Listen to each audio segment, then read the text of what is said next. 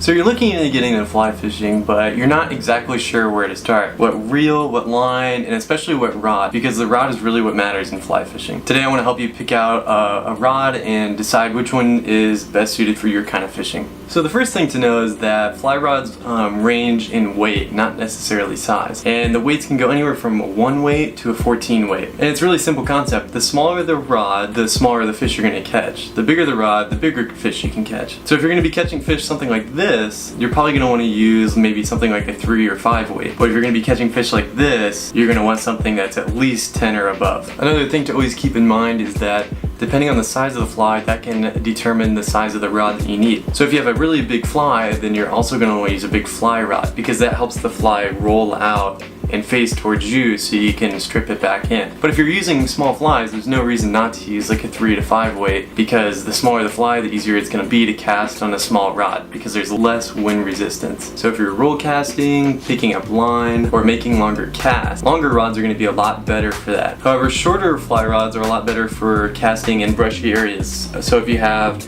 trees all behind you or on the sides of you, small rods are better because you can flick them out and you have a lot more angles that you can use to your advantage to cast farther into the stream. But there's also some disadvantages to shorter rods. They are much more accurate, but they don't roll cast as well and they don't mend as well. This could be a big deal depending on where you're fishing. Now as far as reels, a lot of people like to buy the most expensive and the biggest reel and what seems the most sturdy reel. But in fact, I feel like that for the most part the reel is just to hold the line. A lot of times when you catch a trout or any other fish on the fly, you could just strip the line and it works a little bit better than using the reel and you have more grip and more leverage. So I wouldn't necessarily recommend buying a super high-end, super expensive reel because at the end of the day, it's mostly just there to hold your line. I personally just use a 5 weight for smaller brook trout, smaller rainbows, and things like that in smaller streams. I think it's pretty versatile and I can catch a wide range of trout and I never have to worry about breaking anything or not having enough leverage or anything like that to reel in a bigger fish. I've touched on basically everything you need to know as a beginner to buy a new fly rod. And if I haven't, then feel free just to leave a comment in the comments below and I'll try to answer them as best as I can. Before I let you guys go, I do have these stickers on my website. They do have free shipping, so if you want to pick one up just for a couple bucks and throw it on a window or a thermos, feel free. It's the first link in the description below. Thank you guys so much for watching. Please subscribe and I will see you in the next video.